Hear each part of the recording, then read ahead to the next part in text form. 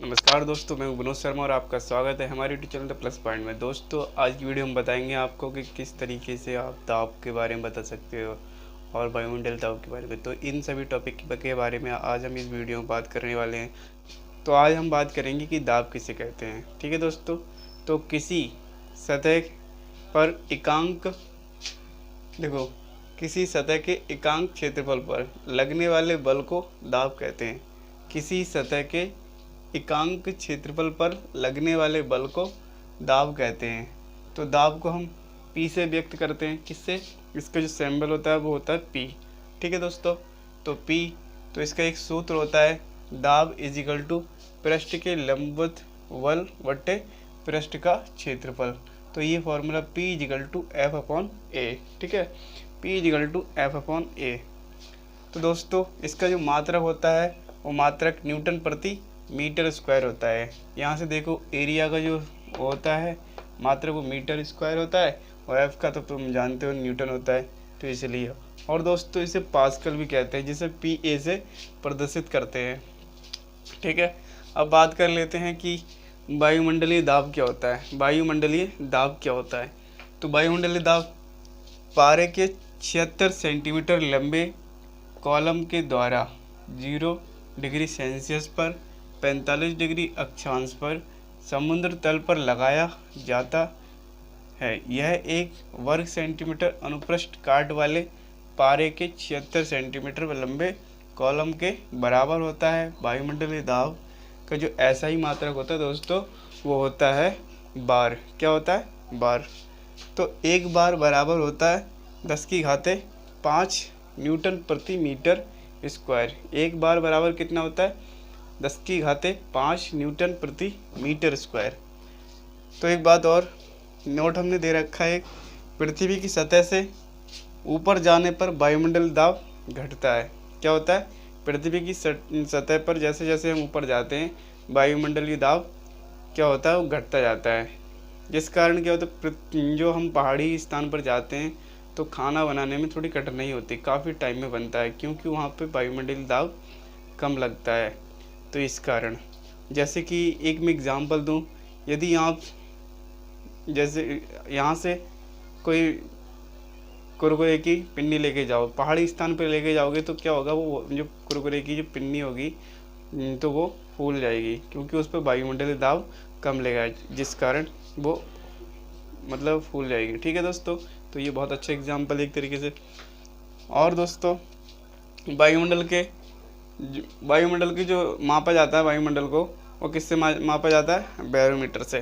तो बैरोमीटर से मापा जाता है इसको। तो वायुमंडलीय दाब की और कंडीशन होती है, 3 कंडीशन होती है। वायुमंडल का बैरोमीटर का पाठ्यांक जब ना एकांक गिर जाए, एक संग नीचे की ओर गिर जाए, तो क्या होता है? आंधी आने की संभावना होती है। क्या होता है? आंधी आने की संभावना होती है। और धीरे धीरे नीचे गिरे तो वर्षा होने की संभावना होती है। और दोस्तों, धीरे धीरे ऊपर चढ़ता है तो मौसम के साफ होने की अनुमति होती है। ठीक है दोस्तों, देखते हैं हम कि द्रव में दाब किस तरीके से लगता है। तो द्रव में दाब किस तरीके से लगता है, इसके लिए हमने लिख रखा है कि द्रव के अणुओं द्वारा बर्तन की दीवार अथवा तली के प्रति एकांक क्षेत्रफल पर लगने वाले बल को द्रव का दाब कहते हैं। क्या कहते हैं? द्रव का दाब कहते हैं। किस पे? प्रति एकांक। इधर देखो, द्रव के अणुओं द्वारा बर्तन की दीवार अथवा तली के प्रति एकांक क्षेत्रफल पर लगने वाले बल को द्रव का दाब कहते हैं। ठीक है, तो दोस्तों आई होप समझ में आ गया होगा। फिर देखते हैं, द्रव के अंदर किसी बिंदु पर द्रव के कारण दाब द्रव की सतह से उस बिंदु की गहराई h, द्रव के घनत्व d, द्रव का घनत्व क्या होगा? d, तथा गुरुत्वीय त्वरण g के गुणनफल के बराबर होता है। कहने का मतलब है, जैसे कि मान लो ये बर्तन है, ठीक है, ये कोई बर्तन है, तो इसकी गहराई h, ठीक है, और इसमें जो घनत्व मतलब द्रव है उसका घनत्व यानी d, और g यानी इसके ऊपर से पृथ्वी का गुरुत्वीय त्वरण लग रहा है, जिसका मान आप जानते हो कितना होता है? 9.8। ठीक है दोस्तों। तो इनका जो गुणनफल होता है वही हम दाब कहते हैं, उसी को क्या कहते हैं, दाब कहते हैं। ठीक है दोस्तों, तो आई होप ये समझ में आ गया होगा। अब देखते हैं पास्कल का नियम क्या कहता है। किसका? पास्कल का नियम क्या होता है। तो इसका कहने का क्या उद्देश्य है, यदि गुरुत्वीय प्रभाव नगण्य माना जाए तो संतुलन की अवस्था में द्रव के भीतर प्रत्येक बिंदु पर दाब समान होता है। तो वो बोल रहा है कि गुरुत्वीय त्वरण को नगण्य मान लिया तो क्या होगा कि संतुलन की अवस्था में द्रव के भीतर प्रत्येक बिंदु पर दाब क्या होगा, समान होगा। ठीक है दोस्तों। फिर उसका दूसरा नियम क्या है, किसी बर्तन में बंद द्रव के किसी भाग पर आरोपित बल, दोबारा किसी बर्तन में बंद द्रव के किसी भाग पर आरोपित बल द्रव द्वारा सभी, यहाँ पे दिशाओं लिखा जाएगा, ठीक है, दिशाओं में समान परिमाण में संचारित कर दिया जाता है। यानी ये है जैसे कि ये, ठीक है।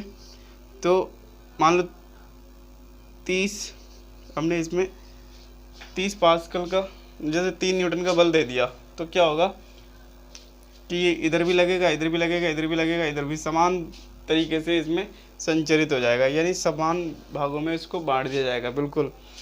तो इसके कुछ यंत्र भी हैं जैसे कि hydraulic lift, hydraulic press, hydraulic brake.